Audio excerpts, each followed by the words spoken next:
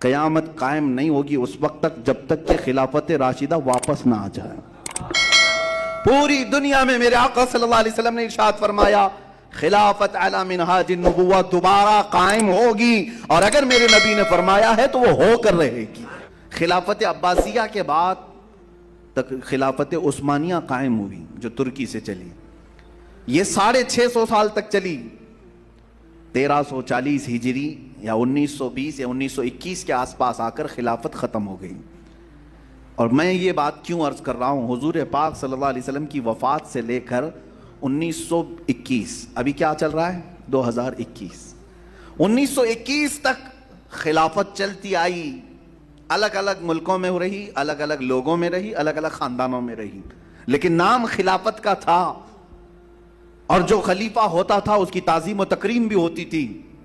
1920 کے بعد سے لے کر اب ہمارا 200 سال سے پوری دنیا میں خلافت نام سے کوئی چیز قائم نہیں ہوئی، حالانکہ اسلامی ممالک بہت سارے ہیں، تقریباً 57 کنٹریز پوری دنیا میں، ابھی 57 ملک ایسے ہیں جو اپنے آپ کو مسلمان ملک کہتے ہیں، اسلامی ملک کہتے ہیں۔ اسلام ان کے ہاں کتنا نافذ ہے یہ الگ بات ہے، جتنا مرضی اتنا نافذ کر دیا ہے، اور جو نہیں پسند آتا اس کو نکال کر رکھ دیا ہے، اس کے ساتھ جمہوریت کو بھی ملا کر کے کچھ لوگوں نے اسلامی ملک بنایا ہے۔ 57 ملک ہیں، لیکن ان 57 ملکوں میں کہیں پر بھی خلافت قائم نہیں ہے، خلافت نہیں ہے۔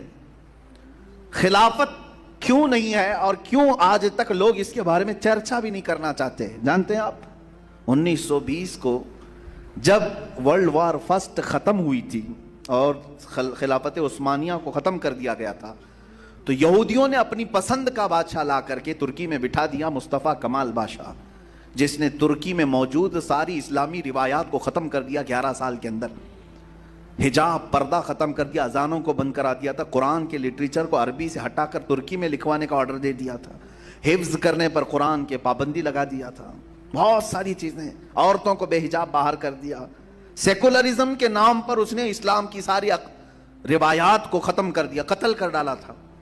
تو اس وقت یہودیوں نے ایک اعلان کیا تھا، ایک بڑی گہری بات میں عرض کر رہا ہوں، آپ کو تاریخ میں جانا چاہیے، جب وہاں کی خلافت ختم ہو گئی ترکی کی، تو ہندوستان سے کچھ علماء بھی تھے بیچارے، یہاں سے کچھ علماء اٹھے تھے اور خلافت کمیٹی قائم کیا تھا انہوں نے، خلافت کمیٹی قائم کر کے یہ روتے ہوئے ہر جگہ گھوم رہے تھے کہ نہیں خلافت قائم کرو، کہیں نہ کہیں قائم کرو، ان کی سنی نہیں گئی، ان کی سنی نہیں گئی۔ ہندوستان کے کچھ علماء تھے، اور وہ آج بھی ممبئی میں خلافت ہاؤس موجود ہے، جہاں سے آج بھی 12 ربیع الاول شریف کا جلوس نکلتا ہے۔ یہ خلافت کمیٹی قائم کر کے ان کی مانگ یہ تھی کہ دنیا سے خلافت کو ختم نہ کرو، خلافت قائم رکھو، لیکن نہیں سنی گئی۔ جانتے ہیں انہی میں سے ایک مولانا کا بیان ہے، ایک بہت بڑے دانشور اپنے آپ کو جو کہتے ہیں یہودیوں میں سے، انہوں نے کیا کہا تھا مولانا سے؟ کہا کہ ہماری تمہارے سے کوئی دشمنی نہیں رہے گی آج کے بعد سے، ہم دشمنی نہیں کرنا چاہتے، آپ مسجدیں بنانا چاہیں بناؤ، خوب بناؤ، مدرسے بنانا ہے مدرسے بناؤ، آپ کو ساری چھوٹ رہے گی، مسلمان کی حیثیت سے جیتا رہے، لیکن 2 باتیں اس کی زبان پر نہیں آنا چاہیے ورنہ پھر ہم واپس جنگ کے لیے آئیں گے۔ کہا کیا چیزیں؟ کہا ایک لفظ جہاد نہ آئے، دوسرا لفظ خلافت نہ آئے، یہی 2 لفظ ہیں جو گڑتے ہیں، چبھتے ہیں۔ کیوں؟ خلافت کا لفظ ایسا ہے کہ مسلمانوں کے دلوں پر تعظیم آتی ہے، مسلمانوں کے دلوں پر رعب آتا ہے کہ خلیفہ ہے، اور خلیفہ کو امیر المومنین کہا جاتا ہے، اور قرآن میں اس کی اقتداء اور اس کی پیروی کرنے کا حکم آ گیا کہ جو خلیفہ ہوگا مسلمانوں کا اس کی پیروی کرنا مسلمانوں پر لازم ہے۔ تو ہوتا کیا ہے کہ کوئی خلیفہ بنے گا، پوری دنیا بھر کے مسلمان اپنے دل سے اس کے ساتھ جڑ جاتے ہیں، یہ ختم کرو، یہ ختم کرو، پرائم منسٹر رکھو، پریسیڈنٹ رکھو، بادشاہ رکھو، سلطان رکھو، ہر ملک کا۔ تو یہ سسٹم لایا گیا، ہر ٹکڑے ٹکڑے میں الگ الگ لوگوں کو بانٹ کر کے، تمہارا لیڈر ہے ٹھیک ہے لیکن خلیفہ نہیں کہنا۔ اچھا مزے کی بات یہ دیکھیں، لیڈر ہیں ہمارے اسلامی کنٹریز میں لیکن کسی کو خلیفہ نہیں کہتے۔ اس کے علاوہ جنگیں بھی ہو رہی ہیں، جنگیں بھی ہوئی، اسلامی ملکوں کی آپس میں بھی ہوئی، دوسروں کے ساتھ بھی ہوئی، لیکن آج تک آپ نے سنا کہ انہوں نے کسی جنگ کو جہاد کا نام دیا ہو؟ نہیں, یا تو بیٹل کہیں گے یا وار کہیں گے. یہ ایک جنگ ہو رہی ہے, یمن کی جنگ ہے, شام کی جنگ ہے, عراق کی جنگ ہے, افغان کی جنگ ہے. جنگیں اس کو پوری پرنٹ میڈیا ہو, الیکٹرانک میڈیا ہو, جنگ کا نام دے گی. کبھی یہ نہیں کہے گی کہ مسلمان فلاں کے ساتھ جہاد کر رہے ہیں. کیوں؟ جہاد کا لفظ کہیں گے تو پوری دنیا بھر کے مسلمانوں کے دلوں میں پھر سے وہ جذبہ شہادت بیدار ہوگا. ہر جگہ سے لوگ کہیں گے کہ پھر ہاں, حضور پاک نے جو شہادت کے مقامات ہمیں بیان کیے, شاید موقع ملنے والا ہے. یہاں تو مسلمان اس کو کہا گیا ہے جس کو اقبال نے کیا اچھے انداز میں کہا, یہ فاقہ کش موت سے ڈرتا نہیں ذرا, روح محمدی اس کے بدن سے نکال دو. یہودیوں نے کہا تھا یہ بھوکا رہتا ہے, پیاسا رہتا ہے, موت سے بھی ڈرتا نہیں, فاقہ کش ہے, کفن لے کر کے گھومتا ہے. آخر کون سی چیز ہے جو اس کو خوف سے آزاد رکھی ہے؟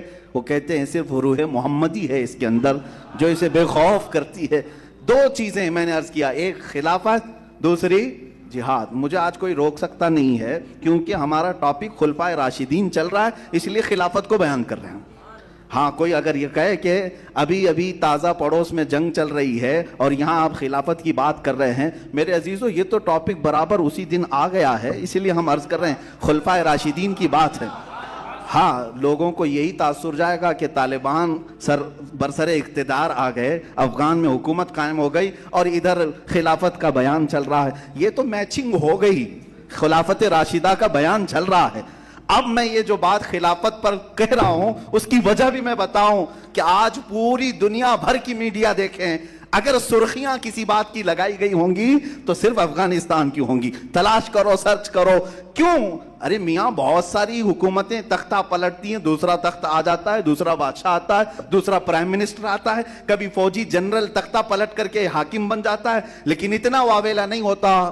اتنا واویلا یہاں اس لیے ہو رہا ہے کہ اب جو جماعت آنے والی ہے اس نے اعلان یہ کیا ہے کہ اب ہمارا پرائم منسٹر نہیں ہوگا, ہمارا امیر المومنین ہوگا.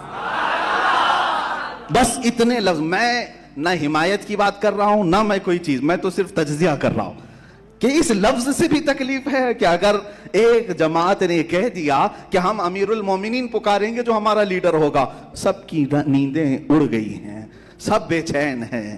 اب ادھر ادھر حالات بکھرے ہوئے ہیں. میرے عزیزو, جن لوگوں نے یہ کہا تھا کہ ہم نے وہاں پر ویل ٹرینڈ آرمی رکھی ہے, 3 لاکھ کی آرمی ہے, ہم نے ان کو ایسے اسلحے دیے ہیں کہ دنیا میں ویسے اسلحے کسی فوج کے پاس نہیں, اور ہم نے ان کو ایسی تربیت دی ہے کہ پوری دنیا میں ایسی تربیت کسی کو نہیں دی ہے. یہ امریکہ کہہ رہا تھا, اور یہ کہہ رہا تھا کہ 3 لاکھ کی فوج ہم وہاں چھوڑ آئے ہیں اور کوئی اس کا کچھ نہیں کر سکے گا. 8 دن میں دنیا نے پھر دیکھا مٹھی بھر جماعت میں وہ 3 لاکھ بھی داخل ہوتی چلی گئی. عزیزان گرامی, قرآن کہتا ہے کم من فئۃ قلیلۃ غلبت فئۃ کثیرۃ باذن اللہ. اکثر ایسا ہوتا ہے چھوٹی جماعت کو اللہ بڑی جماعت پر بھاری کر دیتا ہے. یہ تو حالات ہیں, یہ حالات ہیں زمانے کے. عزیزان گرامی, مجھے بہت دور جانا نہیں ہے, مجھے میرے ہندوستان میں رہنا ہے اور میں یہاں پر بات کروں گا. ہاں, خلافت ہوتی کیا ہے اور خلافت کے لفظ سے دوسروں کو تکلیف کیا تھی. عزیزان گرامی, جس طرح پوری دنیا میں سسٹم آئے, میں آپ کو بتاؤں, ڈیموکریسی یہ پہلے نہیں تھی. ڈیموکریسی ایک سسٹم لایا گیا کہ جمہوریت for the people, by the people, to the people, اس طرح سے کہہ کر کے کہ یہ صرف اور صرف انسانوں کے بیچ میں ہوگا, آپ کے لیے ہوگا. یہ لایا گیا, ڈیموکریسی لائی گئی. اس سے پہلے اور بھی نظام آئے, کمیونسٹ پارٹی, کمیونزم آیا, مارکسزم آیا اور سوشلزم آیا, سرمایہ دارانہ نظام آئے الگ الگ. رشیا میں جو انقلاب آیا تھا وہ الگ, لینن کا انقلاب. آپ دیکھیں یہ الگ الگ سسٹم لائے گئے, کبھی ڈیموکریسی لائی گئی, کبھی سوشلزم لایا گیا, کبھی کمیونزم لایا گیا. یہ سب سسٹم لائے گئے. دنیا نے اپنا سسٹم لوگوں پر تھوپا یا پھر پیش کیا, جسے ایکسپٹ کرنا تھا ایکسپٹ کیا. کچھ جگہ اپنا سسٹم تھوپنے کے لیے جنگیں ہوئی. رشیا کی بڑی جنگیں کس بات پر ہوئی تھی؟ لینن کے یہ نظریے کو وہاں پر نافذ کرنے کے لیے. امریکہ عراق پر اتنے بم کیوں برسایا؟ اسی لیے کہ ہم یہاں جمہوریت قائم کرنا چاہتے ہیں, ڈیموکریسی قائم کرنا چاہتے ہیں. ڈیموکریسی یہ امریکہ کا پوری دنیا کو بتانے والا ایک, اس کو اپنے آپ کی طرف سے, اپنی طرف سے تحفہ کہتا ہے, ایک جال ہے. وہ سسٹم پیش کر سکتے ہیں پوری دنیا میں کہ یہ ڈیموکریسی ہے, یہ کمیونزم ہے, یہ سوشلزم ہے, یہ مارکسزم ہے, لیکن ہم کو یہ اختیار نہیں ہے کہ ہم خلافت کا نظام کہیں پیش کر سکیں. ہاں یہ دنیا کا دگلاپن ہے، تم اپنے سارے سسٹم پیش کر سکتے ہو، لیکن جب ہم کہیں گے کہ خلافت تو چڑ جائیں گے. کہا یہ کیا ہوتا ہے؟ ہم کہتے ہیں یہی نظام مصطفیٰ ہوتا ہے، یہ نظام مصطفیٰ ہوتا ہے. خلافت کے معنی بہت اہم ہیں، بہت اعلیٰ ہیں میرے عزیزو. اگر خلافت کے نام پر کسی نے غلط خلافت کی ہے تو میں اس کا حوالہ نہیں دوں گا، میں اس خلافت کی بات کروں گا جو صدیق اکبر نے کی ہے، عمر فاروق نے کی ہے، عثمان ابن عفان نے کی ہے، حیدر کرار نے کی ہے، عمر ابن عبدالعزیز نے کی ہے، رضوان اللہ تعالیٰ علیہ مجمعین. یہ خلفاء ہیں اسلام کے، ان کی تاریخ پڑھ کر کے دیکھ لو. آج کیا تمہارے درمیان یہ جتنے سسٹم لائے گئے، ہم بھی تو ڈیموکریسی کو دیکھ رہے ہیں. لاؤ عمر فاروق رضی اللہ تعالیٰ عنہ جیسا کوئی نگراں کہ رات کے وقت گشت کرتا ہو مدینے کی گلیوں میں، اور اگر کوئی بھوکا سو رہا ہو تو اپنے بیت المال میں جا کر کے بوریا اٹھا کر کے خود آٹا اور گندم لے کر کے اس بیوہ عورت کے گھر جاتا ہو، روٹیاں پکا کر کے اسے کھلاتا ہو. کون ہے یہ نگراں؟ یہ خلافت راشدہ میں تمہیں ملے گا. اگر کوئی ایک بوڑھی عورت ہے، اس کا کام کاج کرنے والا کوئی نہیں ہے، فجر کی اذان سے پہلے اس کے گھر کے برتن دھونے والا، اس کے گھر کا کچرا جھاڑنے والا، اس کے بستر کو جھاڑ کر کے پھر اس کے گھر کو صحیح سلامت رکھ کر کے باہر جانے والا کوئی اور نہیں، خلیفہ اول صدیق اکبر تمہیں ملے گا. اور اگر تمہیں اصلاحات کی دنیا میں دیکھنا ہے، اگر مدینے والے پانی کی قلت سے جوجھ رہے ہوں، اپنا مال اگر لگا کر کے لوگوں کے لیے فری پانی کوئی مہیا کراتا ہے، وہ خلافت راشدہ کا عثمان ابن عفان ہی ہوتا ہے. یہودی جب غلہ ذخیرہ اندوزی کر رہے تھے، آج بھی کرتے ہیں، آج بھی کرتے ہیں، یہی تو سارے نظام دیکھیں. اگر چاول کی کمی ہو گئی، سب گودانوں میں جمع کرنا شروع کر دیے، اور جو چیز مارکیٹ میں کم ہو رہی ہے بڑے پیسے والے اس کو اندر کرنا شروع کر دیتے ہیں، اور کمی ہو جائے اور کمی ہو جائے، اس کے بعد 10 روپے کی چیز 100 روپے میں بیچیں گے. یہ شریعت نے حرام فرمایا ہے. لوگوں کی ضروریات کا استحصال کرنا، مال کو ایسے جمع کرنا کہ قحط آئے تو زیادہ داموں میں بیچنا حرام ہے. یہ آمدنی آپ کو پتا ہے، مدینے میں ملک شام سے غلہ آیا تھا، اور یہودی صبح صبح جا کر کے مدینے سے پہلے ہی وہ غلہ خرید لیتے تھے اور لا کر کے سٹاک کر لیتے. پھر ہفتہ بھر کے بعد جب لوگوں کو غلے کی ضرورت ہوتی تو 10 روپے کی چیز 50 روپے میں بیچتے، خوب نفع کماتے. آج بھی شیئر مارکیٹ کی جال پورا بچھا کر کے انہی یہودیوں نے رکھا ہے، لوگوں کو دام فریب میں پھنسانا، کریڈٹ کی دنیا میں قرض اور سودی قرض کے نظام میں لوگوں کو پھانسنا، یہ سب ان کا ہی نظام ہے. مدینے میں بھی یہی کیا تھا انہوں نے. جانتے ہیں ان کے سودی نظام اور ان کے ذخیرہ اندوزی کے نظام سے اگر کسی نے نجات دلایا ہے تو وہ عثمان ابن عفان ہے. کیا کیا تھا حضرت عثمان؟ ان سے بھی پہلے 2 منزلیں پہلے جا کر وہ ملک شام کے قافلوں سے سارا مال خرید لیتے، اپنا پیسہ لگا کر مدینے میں لے آئے. یہودیوں کو پتا چلا کہ عثمان نے پورا مال خریدنا شروع کیا ہے. آئے، کہا عثمان تم لے چکے ہو، ہم کو بیچ دو، فائدے میں لے لو جتنا چاہے. آپ نے پوچھا کتنا بڑھا کر کے دو گے؟ کہا جتنے میں تم لیے ہو اتنا ڈبل ہم دیں گے، ڈبل ہم دیں گے. اگر تم 100 میں لیے ہو تو ہم 200 دیں گے، آپ دے دو. حضرت عثمان نے کہا اتنے کم فائدے میں نہیں بیچوں گا، اور بڑھا سکتے ہو تو بڑھاؤ. انہوں نے ڈبل کی بجائے ٹرپل کر دیا، 100 کی چیز 300 میں دے دو. آپ نے کہا نہیں اتنے میں بھی نہیں، اور بڑھاؤ. ان یہودیوں نے 400 کیا، آپ نے کہا نہیں اور بڑھاؤ. انہوں نے 500 کیا، آپ بیچنے کو تیار نہیں تھے. یہودی پریشان ہو گئے. 2 دن تک بھاؤ تاؤ نیگوشیبل چلتا رہا، نیگوشیشن چلتا رہا. اس کے بعد پھر یہاں تک آ گئے کہ 10 گنا قیمت دینے کو بھی تیار ہو گئے. حضرت عثمان نے کہا نہیں میں اس سے بھی زیادہ. وہ کہنے لگے کہ تمہارا دماغ خراب ہو گیا ہے، کوئی اتنے مال کو 10 گنا میں کوئی خرید سکتا ہے؟ جاؤ بیچنا ہے تو بیچ لو، اس سے زیادہ کوئی تمہیں نفع نہیں دے سکتا. دوسرے دن حضرت عثمان غنی رضی اللہ تعالیٰ عنہ مسجد نبوی آئے، فجر کی نماز کے بعد عام اعلان کیا فلاں میدان میں غلہ رکھا ہے، مومنین کو جتنی ضرورت ہے سب وہ غلہ لے کر کے چلے جائیں. صحابہ کرام میں اعلان ہوتے ہی پورے مدینے کے لوگ آئے اور غلہ اٹھا کر کے خود اپنی ضروریات کے مطابق لے کر چلے گئے. نہ کسی سے پیسہ، نہ کسی سے کوئی چیز، معاوضہ کچھ نہیں. شام میں یہودی بھڑکے ہوئے آئے، کہا عثمان ہم نے سنا کہ تم نے مال دے دیا سب کو، کیا کیا تم نے؟ یہ کہا میں نے بہت نفع میں بیچا. کہا کتنے میں؟ کہا میں نے 70 گنا زیادہ نفع میں اپنے اللہ کے ہاتھ بیچ دیا. کیا تم اتنا دے سکتے تھے مجھے؟ کیا تم اتنا دے سکتے تھے؟ کیونکہ میرے رب نے وعدہ کیا ہے جو اللہ کی راہ میں 1 دے گا اسے 70 گنا زیادہ دوں گا. تو میں نے اپنے رب کے حوالے کر دیا ہے اور 70 گنا زیادہ فائدے میں بیچ دیا.